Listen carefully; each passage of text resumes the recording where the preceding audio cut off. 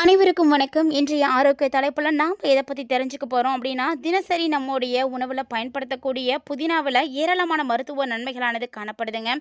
இந்த புதினா எண்ணெய் வடிவில் கிடைக்குது, புதினா மாத்திரைகள் கிடைக்குது, இப்படி நிறைய வடிவங்களில் நம்ம பயன்படுத்திகிட்டு இருக்கோம். குறிப்பாக பெண்களை பொறுத்த வரைக்கும் புதினா ரொம்ப ரொம்ப முக்கியமான ஒரு பொருளாக தான் பார்க்கப்படுது.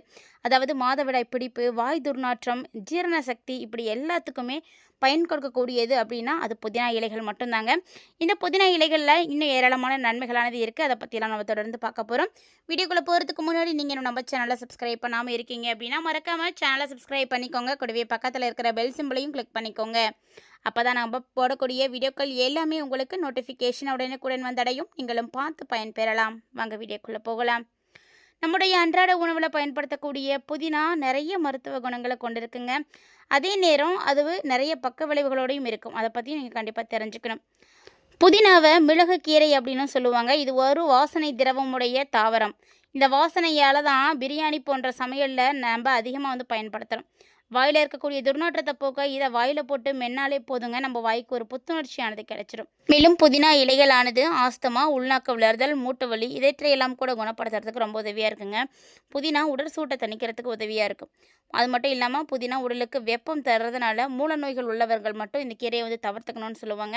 அதோடு பார்த்தீங்கன்னா தொண்டை புண் இருக்கக்கூடியவங்க புதினா கீரையை அரைத்து தொண்டையில் வெளிப்பகுதியில் நீங்கள் பத்து போட்டிங்க அப்படின்னாலே உங்களுடைய தொண்டை புண்ணானது சரியாக போயிடுங்க. மேலும் புதினா கீரையில் 50 கிராம் அளவில் எடுத்து 200 மில்லி தண்ணி ஊற்றி 3 மணி நேரம் ஊற வச்சு இந்த தண்ணீரை குடிச்சிட்டிங்க அப்படின்னாவே வயிற்றில் பெரும்பான்மையான பிரச்சனைகள் நீங்கி போயிடும்.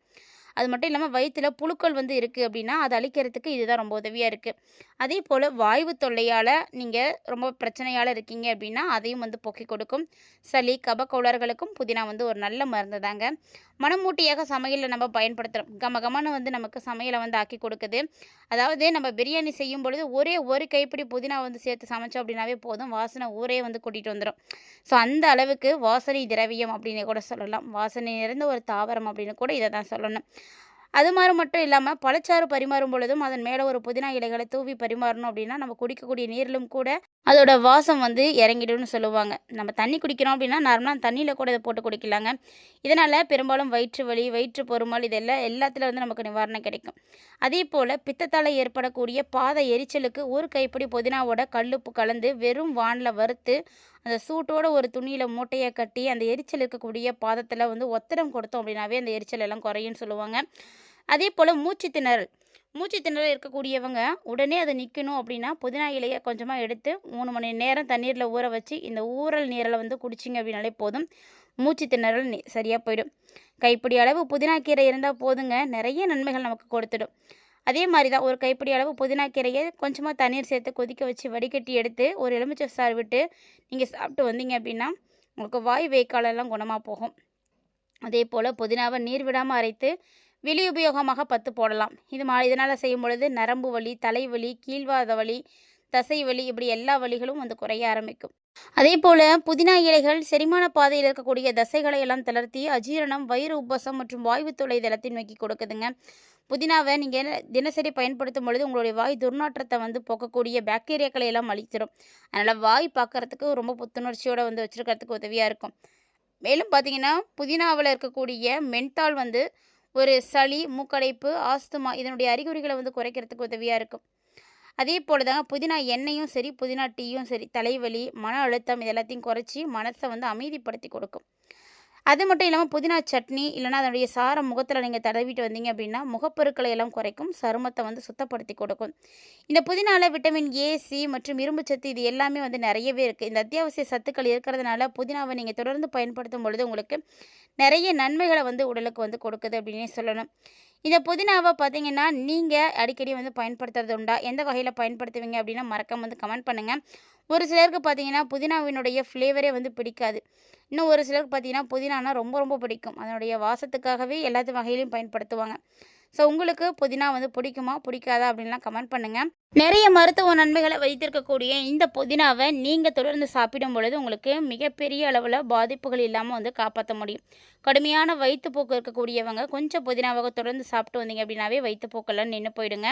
அதே போல் ஒவ்வொரு முறை சாப்பிட்ட பிறகும் கொஞ்சம் புதினா இலைகளை வாயில் போட்டு நல்லா மென்று சாப்பிடணும். அப்போ தான் வாயில் இருக்கக்கூடிய எல்லா விதமான நாற்றங்களும் வெளியே போகும்.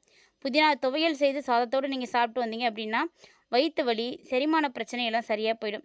இந்த புதினா எண்ணெய்ன்னு சொல்லக்கூடிய எண்ணெயை 2 மில்லி அளவு எடுத்து 1 அல்லது 1½ டம்ளர் வெந்நீரில் கலந்து குடிச்சிட்டு வந்தீங்க அப்படின்னா வயிற்று வலி, அஜீரணமெல்லாம் சரியாக போகும். புதினாவை அரைத்து கூட நீங்கள் வந்து யூஸ் பண்ணிக்கலாம். கண்டிப்பாக புதினா வந்து நீங்கள் முகத்துக்கு பூசிட்டு வரும்பொழுது முகப்பரு, வீக்கம், தீப்புண்ணு, சொரிசிரங்கு இப்படி எல்லாமே வந்து சரியாக போகுங்க. புதினாவிலிருந்து தயாரிக்கப்படக்கூடிய மென்தால் அப்படின்ற எண்ணெய் தான் தலைவலிக்கு வந்து நல்லதாக இருக்குது. ஸோ புதினா இலைகளை தண்ணீரில் கொதிக்க வைத்து கூட நீங்கள் வந்து குடிக்கலாம். புதினா வயிற்று வலி, அஜீரணம், வாய்வு தொல்லை, மலச்சிக்கல், உப்பசம், வயிற்றுப்போக்கு இது மாதிரி பல கோளாறுகளை வந்து சரி பண்ணி கொடுக்குது. இந்த புதினா தண்டுகளையும் இலையும் சேர்த்து கூட நீங்கள் தண்ணீரில் கொதிக்க வச்சு அதில் தேன், எலுமிச்சை சாரெலாம் பிழிந்து குடிச்சிட்டு வரலாங்க. இரவிலும் காலையிலும் குடிச்சிட்டு வந்தீங்க அப்படின்னா உங்களுடைய வயிற்றில் இருக்கக்கூடிய கிருமிகள், புழுக்கள் எல்லாமே வந்து காணாமல் போகும். அதே போல் புதினாவிலிருந்து காது வலி, வீக்கம், சைனஸ், மூட்டு வலி இதுக்கான மருந்துகள் கூட தயாரிக்கப்படுது. தலைவலி குணமாக புதினா எண்ணெய் அது வந்து ரொம்ப ரொம்ப நல்லது. அந்த இடத்துல வந்து மேல் பூச்சை நீங்கள் பூசிட்டு வந்தீங்க அப்படின்னா, அதாவது இரவு படுக்கும் பொழுது தடவிட்டு போய் படுத்தீங்க அப்படின்னா உங்களுக்கு நல்ல பலன் கிடைக்கும். கோடை காலங்களில் மக்கள் பெரும்பான்மையானவர்களுக்கு உடல் அதிகமாக உஷ்ணமடைந்து கோடை காலத்தில் ஜுரம் வர்றது, உஷ்ண கட்டிகள் ஏற்படுறது மற்றும் பிற உடல் உபாதைகள் எல்லாமே கூட ஏற்படும். இத்தகைய பிரச்சனைகளை எல்லாம் தவிர்க்கிறதுக்கு கோடைக்காலங்களில் புதினா இலைகள் ரொம்ப ரொம்ப முக்கியமானதுங்க. இந்த புதினா இலைகளை பக்குவம் செய்து நீங்கள் சாப்பிட்டு வாங்க. பானங்களில் வந்து எடுத்துக்கோங்க. இந்த புதினா இலை சாறு கலந்து நீங்கள் குடிச்சிட்டு வந்தீங்க அப்படின்னா உஷ்ண பாதிப்புகள் எதுவும் ஏற்படாமல் வந்து தடுக்க முடியுங்க. இந்த மாதிரி நிறைய நன்மைகளை புதினா இலை வந்து கொடுத்துட்ருக்கு அப்படின்னு தான் சொல்லணும். இந்த புதினாவை ஒரு கைப்பிடி அளவு நீங்கள் எடுத்து சாப்பிட்டீங்க அப்படின்னாலே போதுங்க. ரொம்ப ரொம்ப நல்ல ஒரு மாற்றமானது உங்களுக்கு வந்து கிடைக்க ஆரம்பிக்கும். எளிதாக வந்து கிடைக்கக்கூடிய ஒரு பொருள் தான். அதாவது இது ஒரு ஆரோக்கிய மூலிகை அப்படின்னே சொல்லலாம். தினமும் நம்ம பல்வேறு வகைகளில் புதினாவை வந்து பயன்படுத்தணும். அது எல்லாமே ஏதாவது ஒரு வகையில் நம்மளுடைய ஏதாவது ஒரு பிரச்சனைக்கு வந்து தீர்வாக இருக்குது. கோடை காலத்தில் குளிர்ந்த பானமாக அனைவராலும் குடிக்கப்படக்கூடியது அப்படின்னு சொல்லக்கூடிய எல்லா ஒரு பானங்களிலும் இதை வந்து சேர்த்துக்கோங்க. இது வந்து உங்களுக்கு ரொம்ப ரொம்ப நல்ல பலன்களை கொடுக்கும். உடலுக்கு 16 வகைகளில் நன்மைகளை வந்து கொடுக்கக்கூடியது அப்படின்னா புதினாவை தான் சொல்லணும். இந்த புதினா ஒவ்வாமையை சரி செய்யக்கூடிய பண்பை வந்து பெற்றிருக்குங்க. இதில் இருக்கக்கூடிய ஆக்சினேற்றம் அழற்சி எதிர்ப்பு பண்புகளானது ஒவ்வாமையை வந்து சரி பண்ணி கொடுக்குது. அதே போல் ஜீரண சக்தியை வந்து அதிகமாக்கி கொடுக்குது. புதினா பித்த சுரப்பை உடலில் வந்து அதிகமாக்கி கொடுக்கும். இதனால் பித்த ஓட்டம் அதிகமாகி செரிமானத்தில் உங்களுக்கு சிறப்பாக நடக்கும். எனவே செரிமான தொடர்பான பிரச்சனைகள் இருக்கக்கூடியவங்களுக்கு புதினா வந்து ஒரு நல்ல மருந்தாக இருக்கும். குடல் எரிச்சல், வாய் துர்நாற்றம் இதெல்லாம் சரியாகிறதுக்கு நீங்கள் புதினா வந்து பயன்படுத்திக்கலாம். அதே போல் தாய்ப்பால் கொடுக்கக்கூடிய பெண்கள் பல பிரச்சனைகளை வந்து சந்திப்பாங்க. மார்பகத்தில் புண் வர்றது, விரிசல் இது மாதிரியான பிரச்சனைகளால் குழந்தைகளுக்கு பால் கொடுக்காதல சிக்கல் ஏற்படும் இல்லையா, அந்த வழியெல்லாம் குறைக்கிறதுக்கு புதினா ரொம்ப உதவியாக இருக்கும்.